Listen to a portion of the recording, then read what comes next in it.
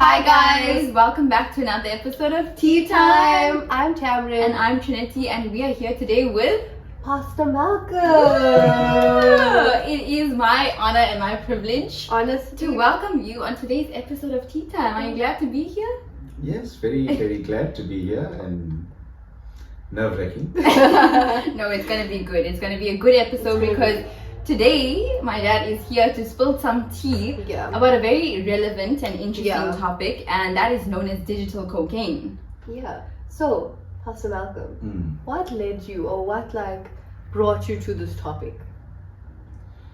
Well, I think for me the most important thing, and it was very startling and shocking to come across this research and study that was presented and published in the American Heart and Medical Association.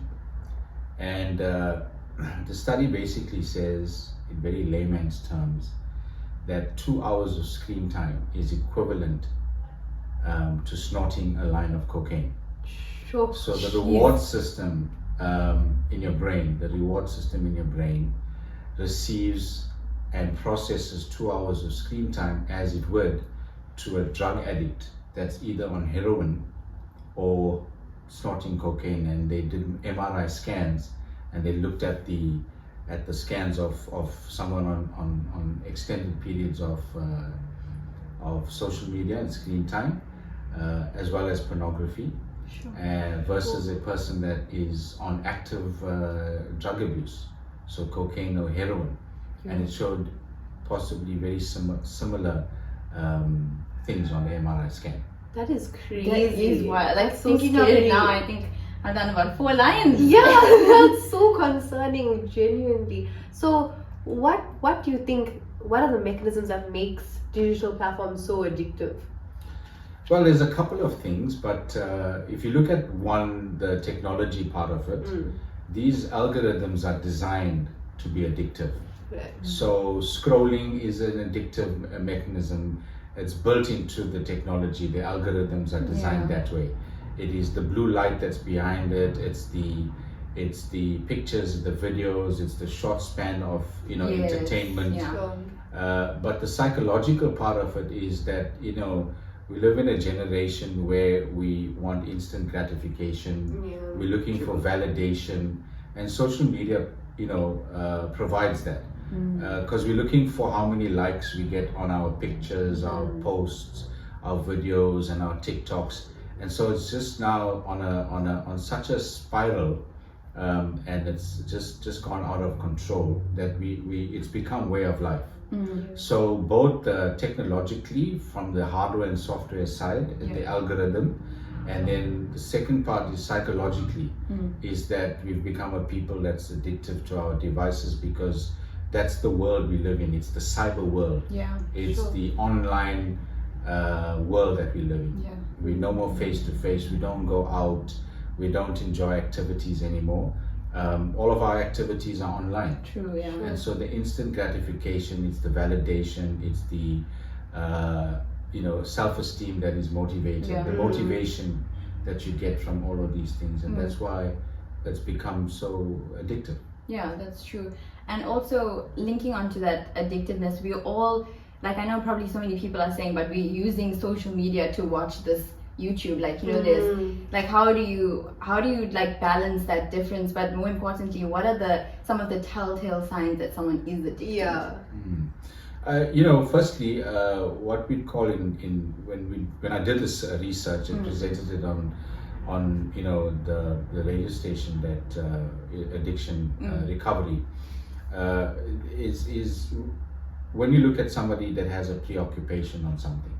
So for example, if they prioritize their digital use over other activities. So that's one of the symptoms and the signs that you got to look out for. Are you prioritizing being on your phone, on your device, for other than educational and work-related reasons? Then the second thing is dependency. Are you completely dependent on it, meaning you cannot do without it? Mean that you're unable to function without access to your social media. Yeah. The third thing is that, do you have withdrawal symptoms? So does someone like experience anxiety? Someone experience, FOMO? Yes. FOMO. And any other like intense emotions if they're not on the device or on social media.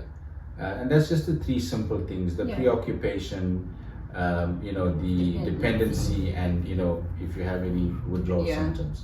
And that's just putting it mildly. Because like definitely for like us as university students that are we're always linked to technology, whether we're doing our work and stuff. But I know that at times while I'm working, Tamron or one of my friends will send me a TikTok and immediately I have to grab my phone, Oh, it's like you need to take a small break and you go onto social media and then the scroll you just starts. Scroll and this 5-minute break turned into a half-an-hour saga of me. So that means that you are you're an addict, and you're a social media addict. You're a social platform addict. It doesn't matter what platform you are. So it could be Facebook, it could be TikTok, Instagram, or YouTube. It's the digital addiction, and that's the digital cocaine. Sure. So you say that like the anxiety and stuff is a sign of like this addiction. What else are other signs? What are other signs?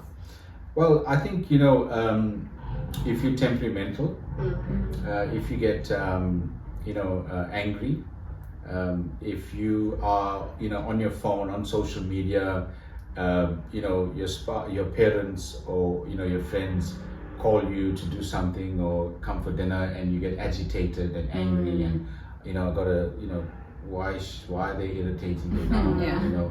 Those kind of things. Those are some of the other signs.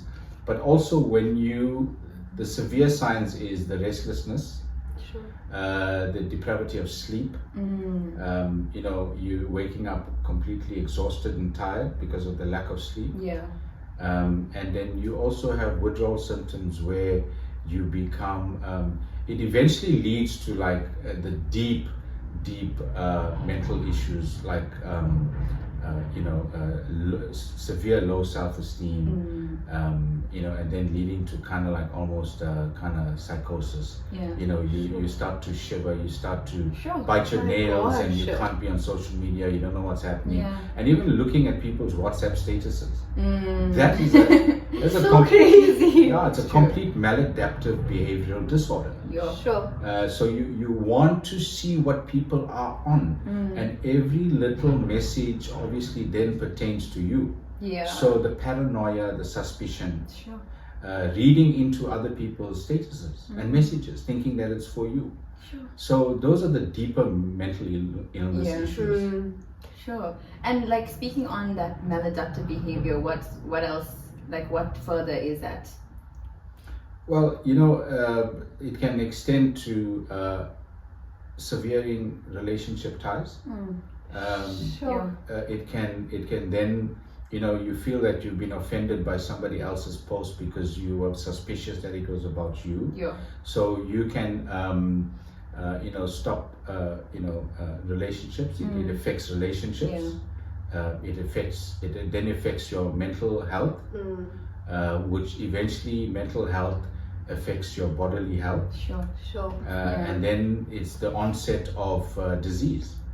And then what that leads to is eventually to some other substance addiction. So we call it process addiction. So when you are in that mode, when you are going down that road, then you binge eat, then you binge watch, then you comfort eat. So now you're feeding your body, and you're eating all kinds of unhealthy stuff. Then you also possibly turn to smoking, alcohol, and eventually that will lead to possibly drugs later on. It starts off as a social thing, and then it becomes so deeper. So it's a ripple effect, and these are the crazy. extended damage that can happen. And it's so crazy how, as a generation, we suffer with anxiety so commonly, but we blame it on so many external Yes, attributes yeah. when it's actually Ourselves, our yeah. own doing, because we're That's so very true. consumed by like our digital platforms that we allow it to infiltrate every aspect of our life. Exactly. So that's just so crazy. And you mentioned FOMO before, the fear of missing out. What do you have to say about I learned that? that from your What do you have to say about that? The fact that people have this fear of missing out. How does that impact their mental health and contribute to this digital addiction? I think the critical part about fear of missing out is to ask yourself the question, what are you fearing of missing out on? Sure. And so when you define that, you want to be a person that has, a very high intellectual value.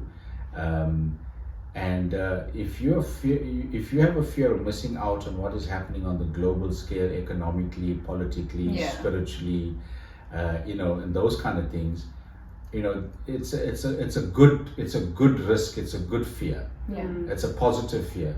But if you're fearing of missing out of what happened to your friend's boyfriend who just dumped her, or those kind of issues, yeah. Fear of missing out of, who posted the latest thing, or what's that's going true, on, that needs to be, completely defined in your life as an individual, and then you can really ask yourself, listen, is this a positive influence in my life, or has it become a maladaptive behavioral disorder? Yeah. So it's a disorder that I have. Fear of missing out is a behavior, and it could be a disorder or complete positive order in your life. Sure. So It's really like up to you. Yeah, and it how is up to you, use yeah. the resources. that I feel you like get. that's one of the steps as well, which we'll like talk about just now, is that one of the main things, as we always say, is being self-aware, Yes. and acknowledging that this is a problem in your life. So what are some of the other steps that people can take to acknowledge this and start saying, okay, you need to get back on track? How do you know that you are using social media in the normal amount of ways, or like you're addicted? Like, what's the fine line? There's still a lot of studies being done, research being done. Yes, we were over a decade or so into technology, and now we're in the artificial intelligence age. Everyone's talking about artificial intelligence, but we still have so much of people that are actually stupid. And includes all of us. But the first thing we need to realize is that we cannot do without the digital age, without technology. It's going to be with us, and in fact get worse for the rest of our lives. What we can do is understand the place of it in our lives. And I always say that we must, in all aspects of life, and in this context of the digital age, is that we must employ the Kaizen principle. The Kaizen principle is implementing very little steps of change, but in a consistent format. So we know that we're not going to be able to do without digital media, social media, the digital platform. We need it to function. It has to be a place in our lives for functionality, not for fashionability. So implement small changes. Understand where the negative aspects, the harmful effects are being implemented in your life. For example, if you are a person that goes to bed with your phone, falling off to sleep with digital media, that is an unhealthy, harmful habit. So implement a small step of change, but do it consistently. And that's where you could start from. We cannot go cold turkey. The relapse rate is very high. Being in addiction recovery, particularly with substance abuse, we've seen that the cold turkey doesn't work for 90% of the people.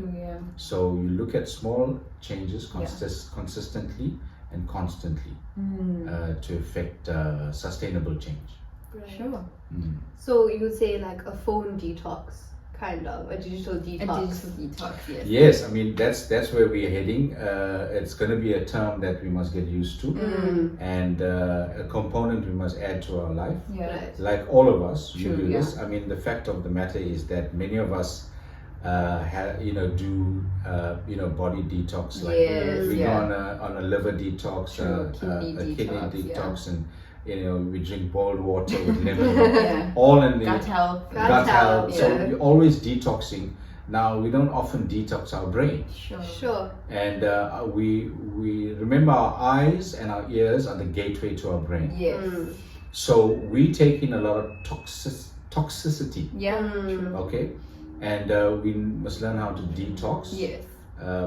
From that. So I think digital detox is something we must get wired with and understand. But only everyone's different and individual. Yeah. Yeah. So they need to know, for example, how are they going to detox? Yeah. Either delete one of the social platforms from their phone, or delete all, or say, listen, every weekend I'm going to leave my social media aside.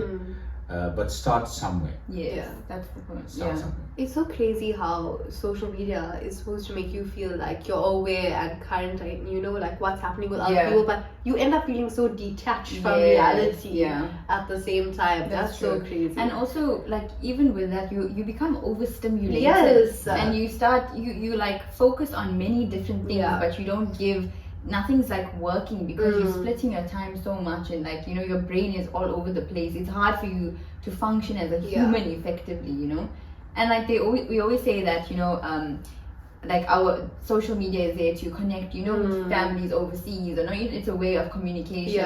But we've actually become so attached to our screens and hide behind our screens that we don't even interact with each other anymore. And it's so crazy how, because of the like short videos, the instant gratification, our attention span has deteriorated so and that badly. impacted our studying greatly. I struggle to sit through an entire lecture without like just putting my phone on, just checking the time, or like just fidgeting with things, because you become so like that's crazy. Like even in lectures, when you're supposed to be paying attention, you'd go on to check quickly what's latest posted, or go and do the Wordle or something. It's all, your brain is supposed to be focusing on one thing, and now it's been like, it's so distracting if you think about it, and it distracts you from a lot of things that you have to do in the long term as well, because your day gets taken up by so much of like this.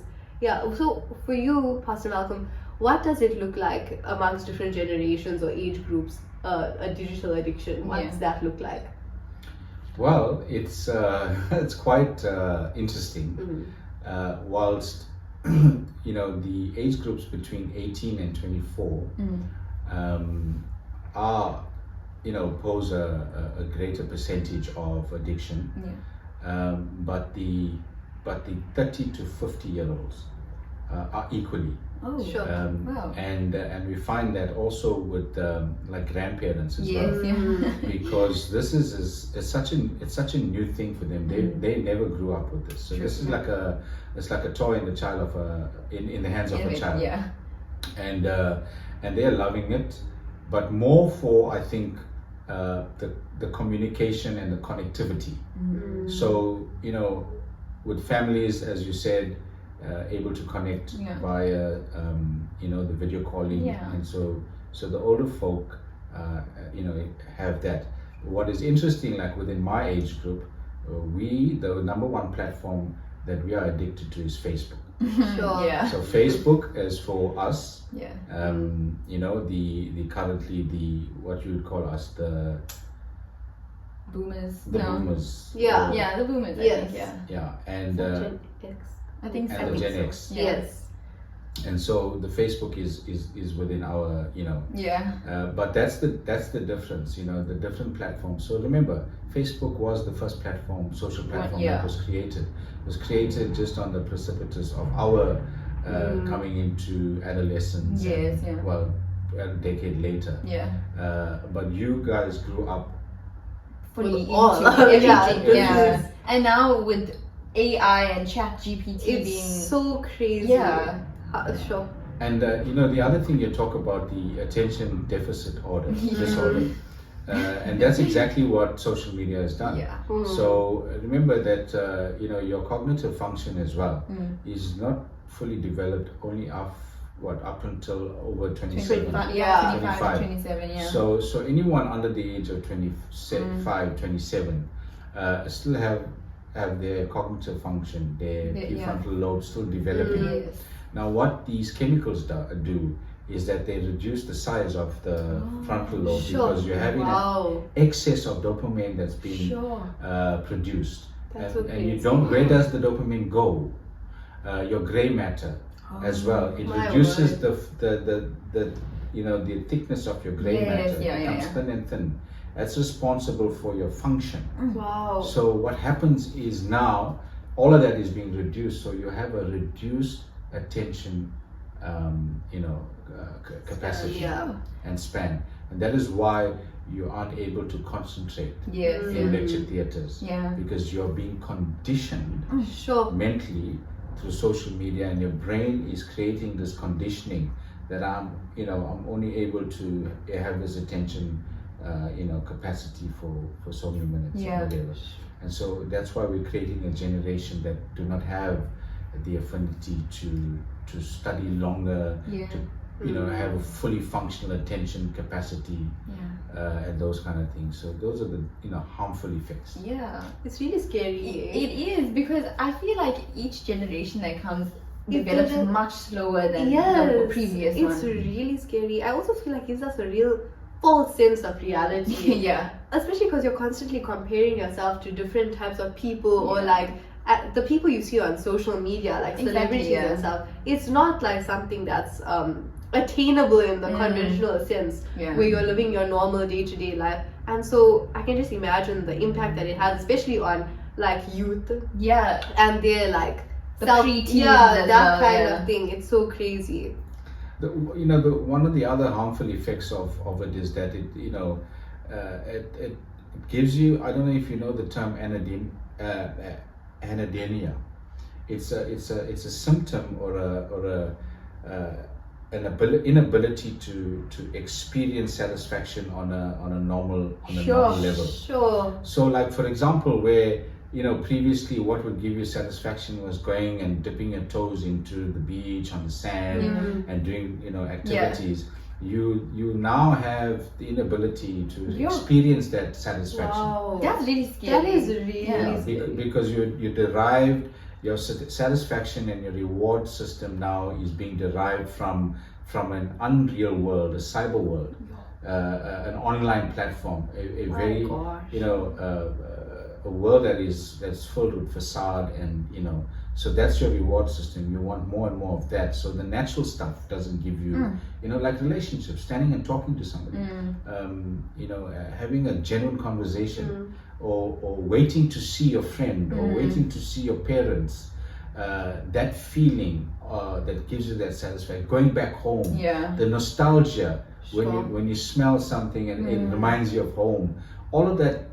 The inability to have that satisfaction anymore is because you're so consumed with this this fake world and this unreal world that we're in, which is called the digital world. That is so scary. And we think because it's not something like a drug that we're consuming, it doesn't have that bad of an effect. That's so true. I feel like because a lot of people think that, I'm not addicted to cigarettes, I'm not addicted to alcohol, it's not that bad. But in reality, it's consuming It's you. the same, You're not consuming it, it's consuming It's you. the same effects as the other substances. Yo, that's so wild. And Pastor Malcolm, you work very closely with a lot of a drug rehabilitation unit. What's it called? Kairos recovery Kairos and voice. Yes. So have you seen many people, or anyone in fact, come forward with this kind of addiction that needs help?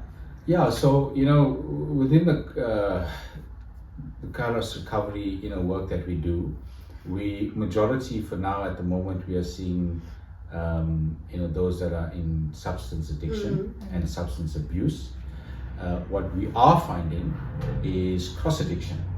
So people that come in with substance abuse issues, and they're in our rehab and a sober home, and they go through the program, and they're in sobriety for about 6 months. But whilst they within the program and they're staying in the house and those kind of things, they're on their phone. And so we're looking It becomes a substitute. a substitute, and we call that in the terms of recovery addiction. Addiction recovery is cross addiction.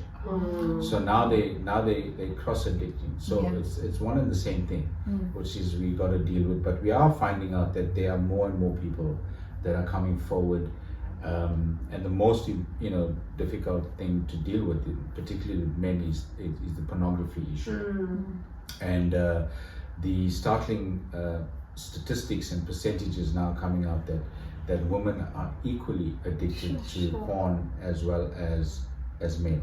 So females are equally addicted. So the gender line is now dissolved. It's no more a huge percentage of we have capacity in the recovery house of about 22 people. Out of that, 30 to 40% are females.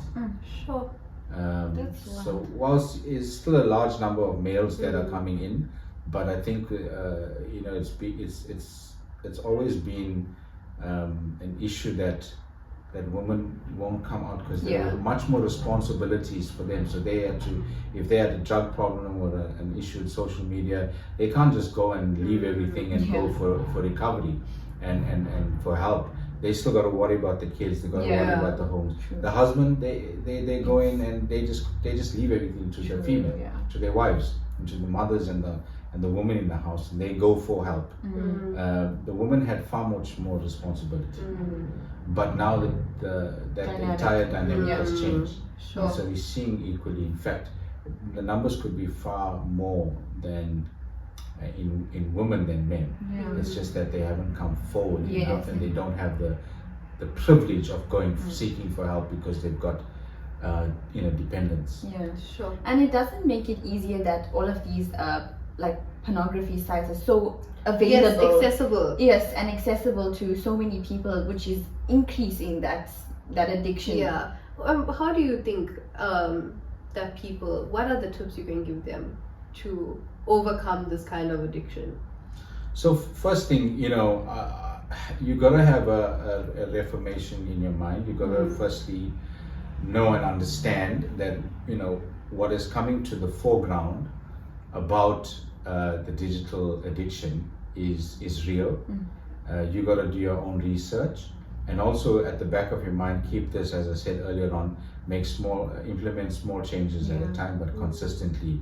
But the first thing in terms of a detox is to understand that there is possibly in your life, and everyone can only speak for themselves, that this is, you may not be in addiction, like you just class yourself, or this is a stigma of I'm an addict, a digital addict. But understand that there are some maladaptive behaviors when it comes to social media that you are involved in. And the first thing is to find out is how long or how many hours are you spending on social media in a day. Be honest with yourself. And I think our phones give us that information. Your screen time. So your screen time, and you can look, and it actually gives you which apps you're most on. I think first and foremost, number one, ask yourself that question. And from there, look at other steps. How much of time that you're on it for educational, spiritual, inspirational, or entertainment. And what purpose do you use digital media for? That's true. And what are like some of the substitutes? So like someone that's wanting now to step away from their phones, what like are some of the other things that you can recommend them to do? So always good. I mean, if you ever want to read a book, don't read it on your digital device. I'm guilty of read that. the paperback. Yeah. There are studies. In fact, there's two books. There's two great books. Firstly, the one book is called Digital Detox, and the second book is called Digital Cocaine. Both written by Brad Huddleston, and gives some amazing and eye-opening insights into the entire world of the digital age. And one of the things he says that firstly, writing down notes on your digital device. They did a study. They took a whole lot of people. Two groups of people, and they made them write a test. Firstly, they made them listen to a lecture. And this is like real stuff. They made them listen to a lecture.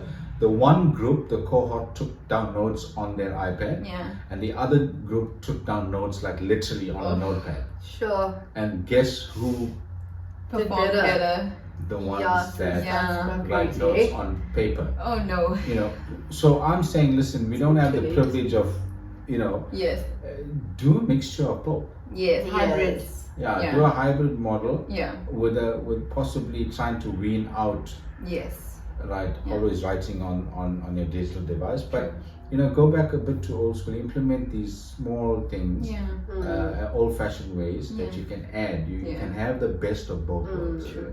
All right, we grew up from a place where it's either black or white. Yeah. Yeah. All right, and we couldn't do both because we didn't have the intellectual maturity and the emotional maturity. Yes. Yeah.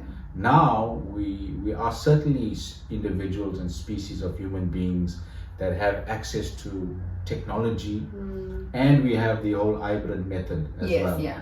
So we can use both systems, all right, because we are becoming intellectually mature.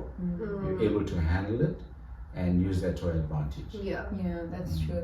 And also, I think the simple things of going outside for a walk Yes. Touching grounds. Like, Yes, they always go- say go touch for a grounds. hike. Like, Yeah. just be in touch with everything Yes, that's not your phone. just be present. I also Yeah. think that I know that it may sound silly, but even like doing a puzzle, like in your Yeah. spare time, if you want to take a break from studying or something, pull some Legos or that kind of thing. You know what I'm also thinking about? That's just like such a sad cultural change is bringing your phone and using your Bible app instead of bringing your Bible to church. That's so true. It's actually so sad. It is Like sad. it's just sad. and I am guilty of it. Yeah.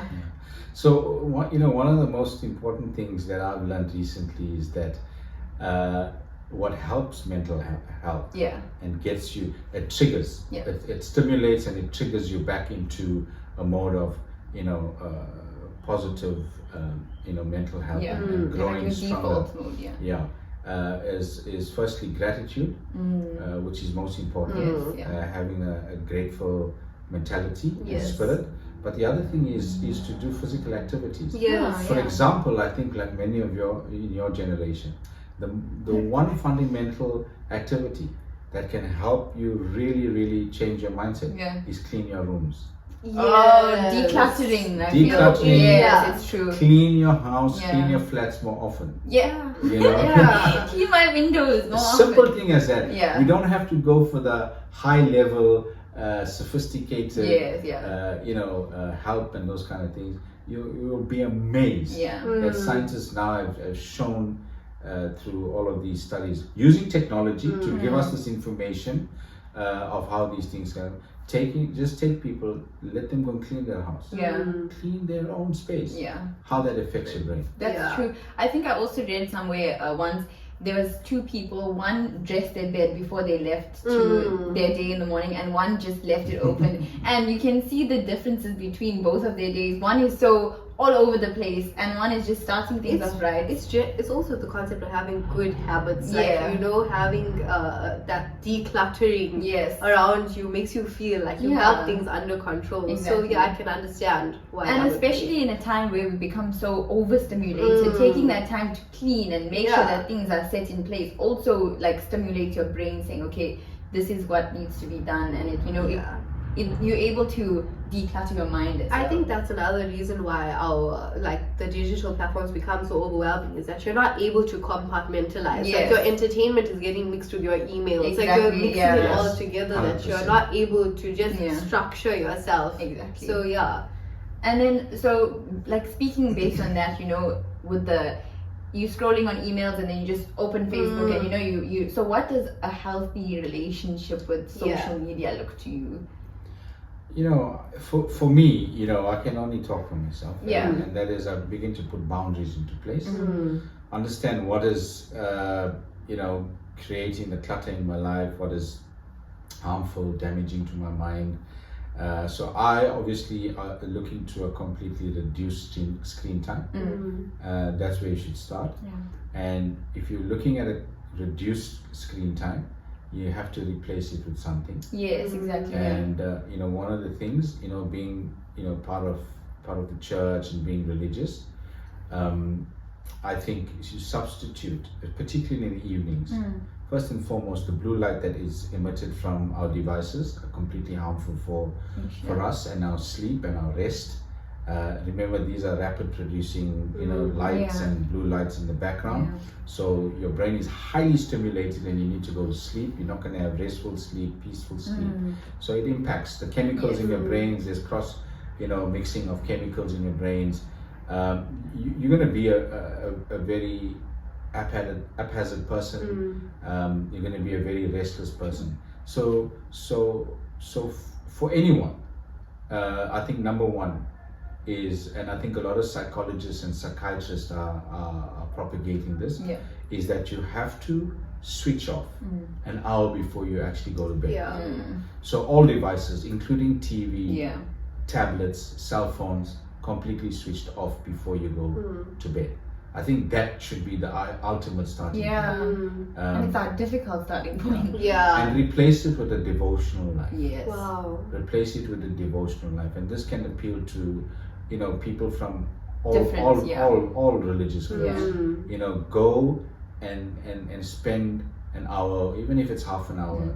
If you need to wind down, half an hour winding down, and the other half an hour have a devotional life, an inspirational life. Just take time to think about what your day was and what your next day is going to be, and just do that before you go to bed, and we start off there. That's true. I I feel like that is a good starting point. They also say the first hour of your day, like you switch your alarm up and you immediately automatically want grab- to take your phone and check social media, but having that first hour of the day, I know I try to dedicate that first hour to God, like like pray, read your Bible, meditate on the word, that kind of thing. I think the way you start and the way you end your day is so very important. And if you filling your mind with whatever is on your screen before you go to bed, that's obviously going to impact how you are the next day, or even starting your day, whatever you're scrolling. And it also infiltrates into your dreams. I don't know if you noticed that, you have these random fast-paced dreams. And it's just, Nightmares. They're not dreams, they're nightmares. They're crazy. That's so true. But this has been really good. Lovely. This has been very informative. Do you have any last words? Any closing words for us? No, whenever I know that girls are not in the right space, I know that you haven't been cleaning your room, you're too much on social media, so I know where you're spaced at. But want to commend you on this podcast. Thank you. And I think it's excellent, using social media, using digital age to benefit others. And this is one of the ways you could use it to influence, positively influence. And if you ever need to be on social media, it's because you want to watch some stuff education. I'm not saying that we shouldn't watch anything. And you've got to know your boundaries. You got to know your weaknesses, your strengths. And if you know something's going to destroy you, why do you want to go down that route and use it? But as humans, we need others in our lives to show us. Accountability partners, I think. So congratulations on tea time. Thank you. And, all the best. And I hope that this will grow from strength to strength. Thank you so much. Thank you for joining us today. It's been a time out of your busy schedule to be on our podcast. And I was forced to. This a lot of tea has been spilled in this session, and I think it's definitely going to impact a lot of people, and hopefully many people start taking those small steps as we very educated. And that's it for this week's episode on digital cocaine. Thank you so much. Yes, thank you, Dad. It was a pleasure having you here. No problem. TNT. We know that this week people and going forward are going to take some downtime. They're going to start analyzing their lives. Try to adopt some new and healthy habits. Yes, we know we are going to try, and we're going to hold each other accountable. For sure. And we're going to, we are. No, we definitely are. And we hope that you've enjoyed. And we just pray that all of you are enjoying this and enjoying it. It's episode 6 already. Crazy. The time's going by so fast. Thank you so much for your support once again, constantly, giving us the comments and keep on interacting with us. We love to interact with you guys. So we love seeing tea time grow. Yes. Thank you so much and have a blessed week. Okay. Bye.